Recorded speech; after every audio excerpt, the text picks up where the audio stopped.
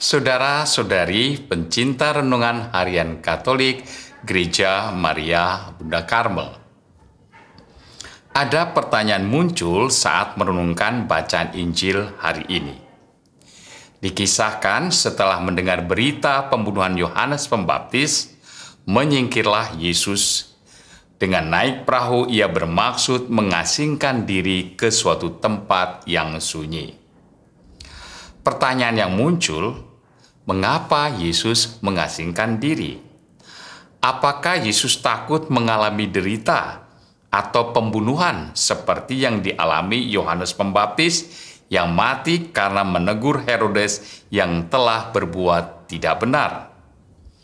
Bukankah Yesus seharusnya berani menghadapi kesulitan, derita, bahkan kematian jika perlu demi mewartakan kerajaan Allah?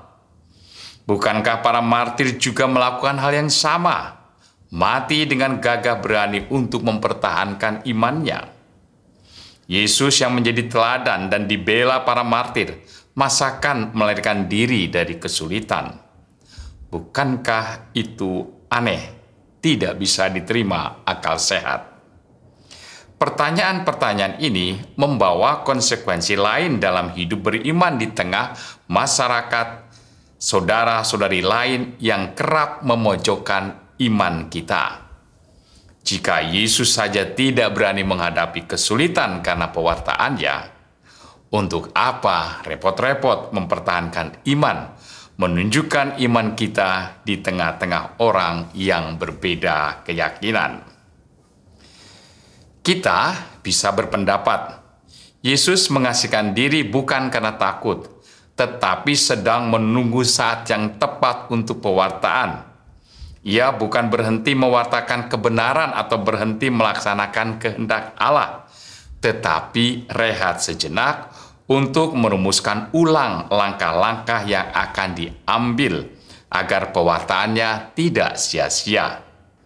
Yesus mengambil waktu untuk retret atau rekoleksi, sebagaimana yang biasa kita lakukan saat pekerjaan-pekerjaan dan pelayanan-pelayanan yang kita lakukan sungguh membawa kelelahan dan menjadi beban bagi kita.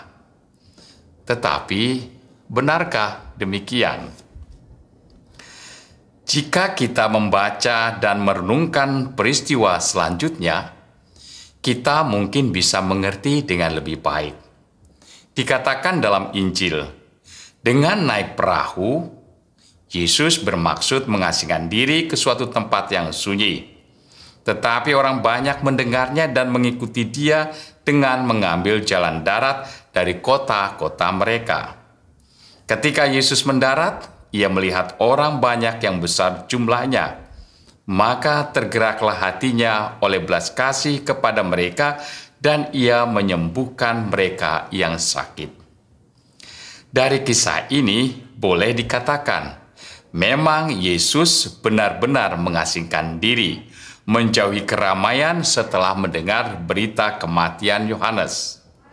Alasan melakukannya itu bisa saja karena tidak mau mengalami nasib yang sama dengan Yohanes Pembaptis, atau merenungkan kembali apa yang telah dikerjakan dan menyusun cara-cara baru agar pewartaannya lebih mudah diterima orang banyak dan tidak banyak mengalami penolakan dan alasan-alasan manusiawi lainnya.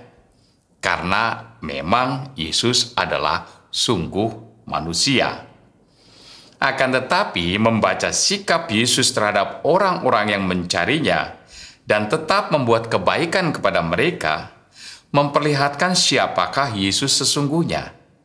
Ia memang manusia, tetapi yang terpenting baginya adalah melaksanakan kehendak Allah, meskipun ia sebagai manusia dan menurut perhitungan manusiawinya, lebih baik baginya menghindar dari orang banyak. Orang-orang yang datang kepadanya adalah pemberian Bapanya, suatu tanda dari Allah yang menginginkan dirinya untuk terus mewartakan kerajaan Allah, meski situasi yang akan dihadapi tidaklah menyenangkan menurut perhitungannya. Belas kasih muncul dari hatinya untuk orang-orang yang ada di hadapannya. Bukan itu saja, bahkan Yesus kemudian memberi mereka makan. Mereka yang jumlahnya lebih dari 5.000 orang. Belas kasih yang dilaksanakan dengan nyata. Dalam kehidupan keseharian, pengalaman Yesus adalah juga pengalaman kita.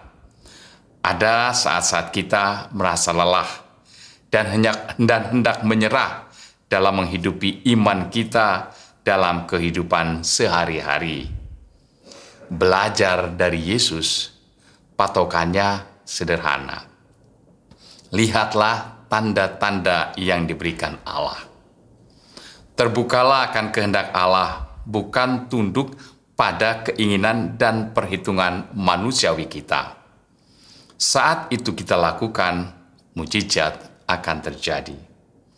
Allah sendiri turun tangan untuk memberi berkat-Nya secara berlimpah, sebagaimana Yesus memberi makan lebih dari 5.000 orang.